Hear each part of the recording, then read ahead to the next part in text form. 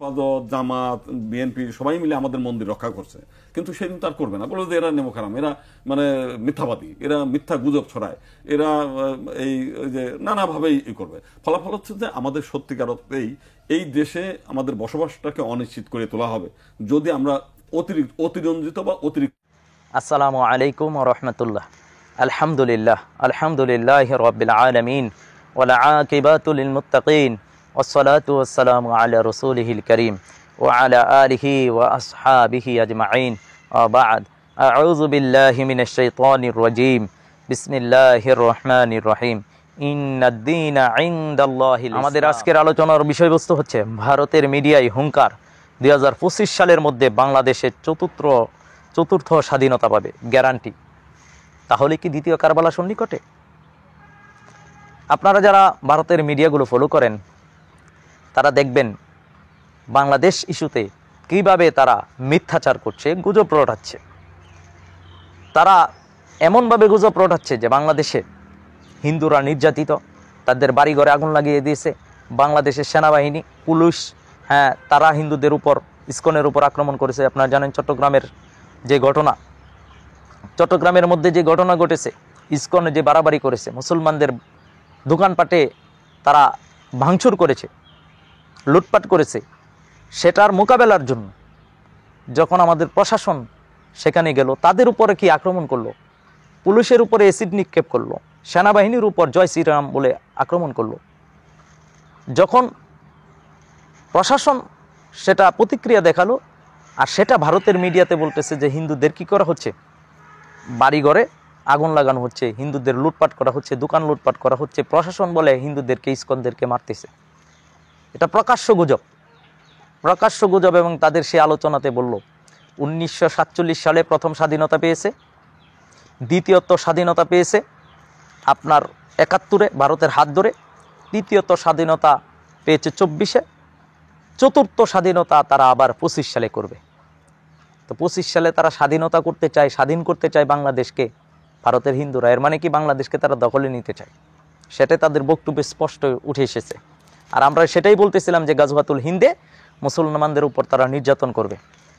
তারা জঙ্গিরার দখলে চলে গেছে দেশ বাংলাদেশ, আর জঙ্গিবাদ নিধন করবে। সেই ইস্যুতে তারা মুসলমানদেরকে অত্যাচার করবে, নির্যাতন করবে, যেটি হাদিসে এসেছে। তো 1947 সালে দ্বিজাতি তত্ত্বের ভিত্তিতে দেশ যে ভাগ হয়েছিল, এবং 1971-এ বাংলাদেশের যে স্বাধীনতা, সেই স্বাধীনতা কি আদৌ মুক্তিযোদ্ধাদের স্বাধীনতা হয়েছিল? আদৌ কি মুক্তিযুদ্ধরা সফলকাম হয়েছিল? আসলে কি ভারত স্বাধীনতা বাংলাদেশে চেয়েছিল? যদি তারা বাংলাদেশকে স্বাধীন করে থাকে, তারা তো মুসলিম, একটা মুসলিম দেশকে তারা কেন স্বাধীন করে দিল? প্রশ্ন হচ্ছে, তারা কেন মিজোরামকে স্বাধীন করে না? তারা কেন মণিপুরকে স্বাধীন করে না? তাদের দেশের ভিতরে তারা আর অনেক দেশ আছে, অনেক প্রদেশ আছে যারা স্বাধীনতা চায়, খালিস্তান স্বাধীনতা চায়, তাদেরকে কেন স্বাধীনতা দিচ্ছে না? প্রশ্ন হচ্ছে, তাদের স্বজাতি হয়েও, তাদের দেশের ভিতরে হয়েও তাদের কেন স্বাধীনতা দিচ্ছে না? আর ভিন্ন দেশ বাংলাদেশে কেন স্বাধীনতাই পরাধীনতা? মেজর অবসরপ্রাপ্ত M.A. জলিলের বইটা আপনারা পড়ে দেখবেন। এখানে উনি বাংলাদেশের স্বাধীনতার বিষয় নিয়ে অত্যন্ত সুন্দর এবং স্পর্শকাতর বিষয়গুলো আলোচনা করেছেন। বাংলাদেশকে তারা স্বাধীন করেছিল মূলত মুসলিম দুইটা দেশকে তারা ডিভাইডেড করার জন্য, মুসলিম দুইটা দেশকে ভাগ করার জন্য, মুসলিমরা যাতে একত্রিত না থাকে, ঐক্যবদ্ধ না থাকতে পারে, এবং এই দেশে যাতে তারা দাদাগিরি করতে পারে। এই কারণে বাংলাদেশকে তারা স্বাধীন করেছিল। এই কারণে তারা বাংলাদেশকে পাকিস্তান থেকে আলাদা করেছিল। পূর্ব পাকিস্তান, পশ্চিম পাকিস্তান দুইটাকে আলাদা করেছে ভারত তাদের হীন স্বার্থ হাসিল করার জন্য, উদ্দেশ্য বাস্তবায়ন করার জন্য, যেটি 72-এর সংবিধানে তারা করেছে। মুক্তিযুদ্ধের যে মূলনীতি ছিল সেটা বাদ দিয়ে 72-এর যে সংবিধান, সেটি সরাসরি কর্তৃক, ভারত কর্তৃক চালিয়ে দেওয়া হয়েছে, চাপিয়ে দেওয়া হয়েছে। এই স্বাধীনতা প্রকৃতপক্ষে স্বাধীনতা ছিল না। মেজর জলিল তার অরক্ষিত স্বাধীনতায় পরাধীনতা বইয়ের 24 পৃষ্ঠার মধ্যে একটা কথা বলেছেন, অত্যন্ত গুরুত্বপূর্ণ একটা। 25 মাসের সেই বয়াল রাতের হিংস্র সবলের সাথে সাথে পূর্ব পাকিস্তানের অধিবাসী এবং পূর্ব পাকিস্তানের নির্বাচিত আওয়ামী লীগের সংসদ সদস্যবর্গ কি করে পাকিস্তানের শত্রু হিসেবে পরিচিত ভারতের মাটিতে আশ্রয় গ্রহণ করতে ছুটে যেতে পারল, প্রশ্ন করেছেন উনি। একটা প্রশ্ন হলো যে ভারতের আওয়ামী লীগের নেতাকর্মীরা তারা কিভাবে ভারতে দিব্যি তারা ছুটে গেল, আগে থেকেই কিভাবে তারা জানতো এবং কিভাবে নিরাপদ আশ্রয় পেল? এর মানে কি আগে থেকেই গোপন চুক্তি করা ছিল? কোন সাহসে কিংবা কোন আস্থার উপর ভর করেই বা তারা দলে দলে ভারতের মাটিতে গিয়ে হুমড়ি খেয়ে পড়লো? তাহলে কি গোটা ব্যাপারটি ছিল পূর্ব পরিকল্পিত? এম এ জলিল সেটি প্রশ্ন করেছেন। তাহলে কি স্বাধীনতা বিরোধী বলে পরিচিত ইসলামপন্থী দলগুলোর সংখ্যা এবং অনুমান সত্যি ছিল?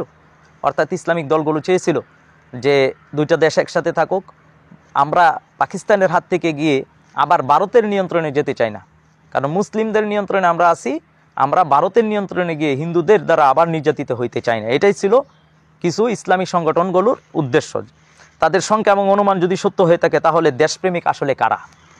আমরা মুক্তিযোদ্ধারা না রাজাকার আল বদর হিসেবে পরিচিত তারা? এ প্রশ্নের মীমাংসা আমার হাতে নয়, সত্যের উদ্ঘাটনই কেবল এই প্রশ্নের সঠিক উত্তর নির্ধারণ করবে। দেখেন, এরপরে ৭১-এর স্বাধীনতার সংগ্রামের বিজয়ের সময় ১৬ই ডিসেম্বর এম এ উসমানী, যিনি বাংলাদেশের সর্বাধিনায়ক ছিলেন, সেনাবাহিনীদের কমান্ডার ছিলেন, তিনি কেন উপস্থিত ছিলেন না? তার হাতে কেন আত্মসমর্পণ করে নাই? কেন ভারতের সেনাবাহিনীর প্রধানের কাছে কেন আত্মসমর্পণ করলো? সেখানে বাংলাদেশের সেনাবাহিনীর কমান্ডার যিনি ছিলেন উসমানীর হাতে কেন আত্মসমর্পণ করে নাই? তাকে সেই সময় কোথায় রাখা হয়েছিল? তাকে কি বন্দি করে রাখা হয়েছিল? তাকে ভারতে আটক করে রাখা হয়েছিল? যেমনটি পরবর্তীতে ৩১শে ডিসেম্বর এম এস জলিলকে আপনার বন্দি করা হয় রাজবন্দি হিসেবে। তখন তিনি বুঝতে পারছিল যে এই স্বাধীনতা আসলে সেই স্বাধীনতা নয়, এটা ভারত পরিকল্পিতভাবে করছেন। এরপরে ভারত স্বাধীনতার পরপরই ৩০ ডিসেম্বর থেকে নিয়ে শুরু করে তারা ব্যাপক লুটপাট করেছে, অস্ত্র থেকে শুরু করে গোলাবারুদ থেকে শুরু করে এদেশের সম্পদ ইভেন ভয়ঙ্করভাবে তারা লুট করেছে, ব্যাপক আকারে লুট করেছে, লুট করে তারা ভারতে নিয়ে গেছে। তাহলে যারা বলেন যে ভারত আমাদেরকে স্বাধীন করে দিয়েছে, আসলে বিষয়টা এরকম না। ভারত আমাদের স্বাধীন করে দেয় নাই। যখন দেখলো এদেশের মুক্তিযোদ্ধারা দেশ স্বাধীন করে ফেলতেছে, ৩ তারিখে ডিসেম্বরের ৩ তারিখে ভারত কী করলো? তখন মাঠে নামলো। যখন চারদিক দিয়ে বিজয় শুরু হয়ে গেল, তখন তারা বুঝতে পারলো যে এখন যদি হস্তক্ষেপ করা না হয়, এখন যদি মাঠে নামা না হয়, পরবর্তীতে মুক্তিযোদ্ধারা একাই স্বাধীন করে ফেলতে পারবে। এই কারণেই তারা স্বাধীনতার নামে, সহযোগিতার নামে তারা পাশে ছিল।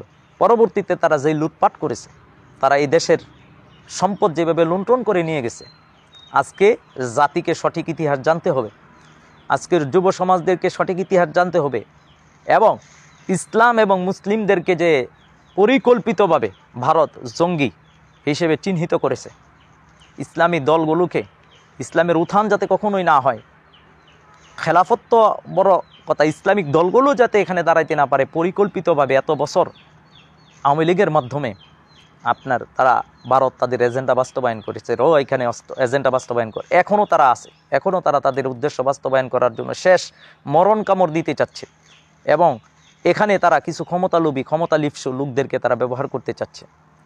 আর তাদের সেই ষড়যন্ত্র, তাদের সেই মোকাবেলা, তাদের সেই ষড়যন্ত্রের মোকাবেলা করবে ওমর রাদিয়াল্লাহু তাআলা আনহুর বংশের এক দুর্বল বালক তথা ইমাম মুহাম্মদ হাবিবুল্লাহ। তাদের সকল ষড়যন্ত্রের সমাপ্তি ঘটবে তার হাতে ইনশাআল্লাহ তাআলা। তাদের ধ্বংস অনিবার্য, তাদের পতন অনিবার্য।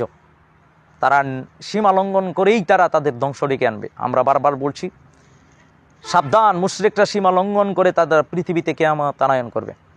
আজকে মুনাফিক এবং মুশরিকরা ঐক্যবদ্ধ হচ্ছে এবং তারা ধ্বংস হবে।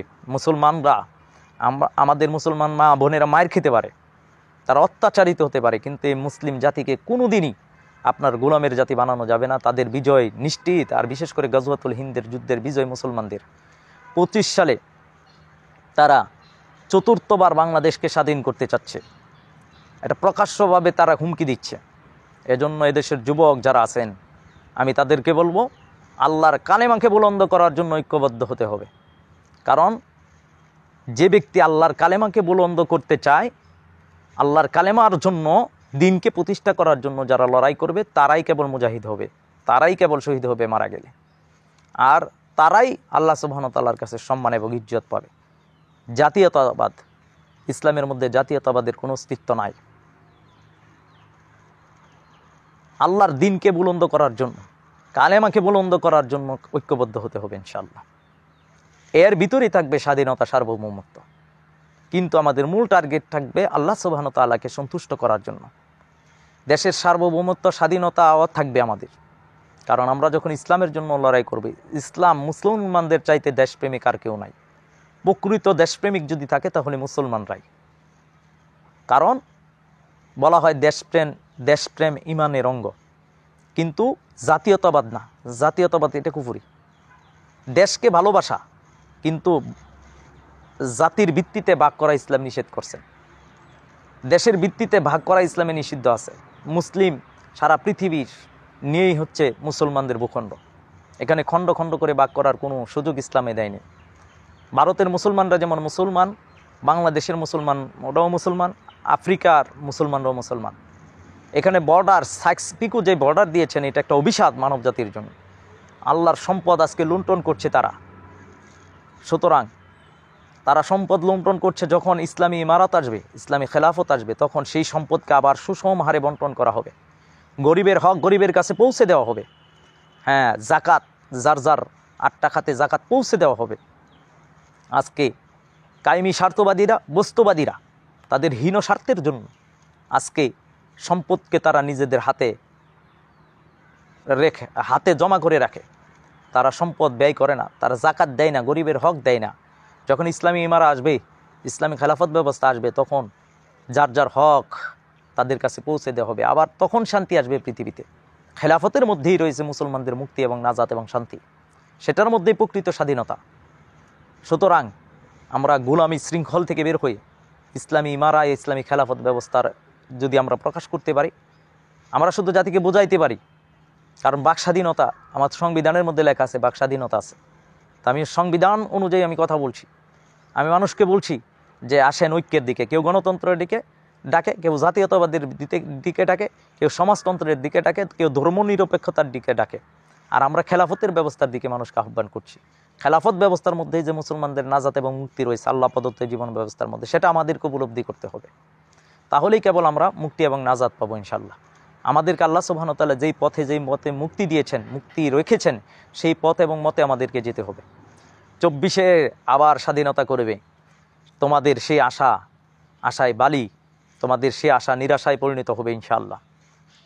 সামনে যে বিজয় আসবে সেটি তোমাদের বিজয় না, সেটি মুসলমানদের বিজয়। 1400 বছর আগে মুহাম্মদ সাল্লাল্লাহু আলাইহি ওয়াসাল্লাম মুসলমানদেরকে সুসংবাদ দিয়েছেন। হিন্দুস্তানের পূর্বাঞ্চলের দিকে মুখ করে আল্লাহ রসুল নিঃশ্বাস ফেলেছেন। সাহাবীরা বলছেন, ইয়া রাসূলুল্লাহ, আপনি বড় বড় নিঃশ্বাস কেন ফেলছেন? আল্লাহ রসুল বলছেন, আমি বিজয়ের সুঘ্রাণ পাচ্ছি, সেখান থেকে বিজয়ের সুঘ্রাণ পাচ্ছি। সাহাবাগীরা বললেন, ইয়া রাসূলুল্লাহ সাল্লাল্লাহু আলাইহি সাল্লাম, আপনি কিসের বিজয়ের সুঘ্রাণ পাচ্ছেন? আল্লাহ রসুল বলেন, হিন্দুস্তানে মুশরিকদের সাথে আমার উম্মতের একটা রক্তক্ষয়ী যুদ্ধ হবে। সেই যুদ্ধে মুসলমানদের পায়ের টাকনু পর্যন্ত রক্ত হবে। যুদ্ধটা হবে অসম। মুসলমানদের সৈন্য সংখ্যা থাকবে কম, অস্ত্র থাকবে কম, কাফেরদের সৈন্য সংখ্যা থাকবে বেশি, কিন্তু মুসলমানরা বিজয় হবে। সুবহানাল্লাহ, সুবহানাল্লাহ। 3 ভাগ হয়ে যাবে এই যুদ্ধে।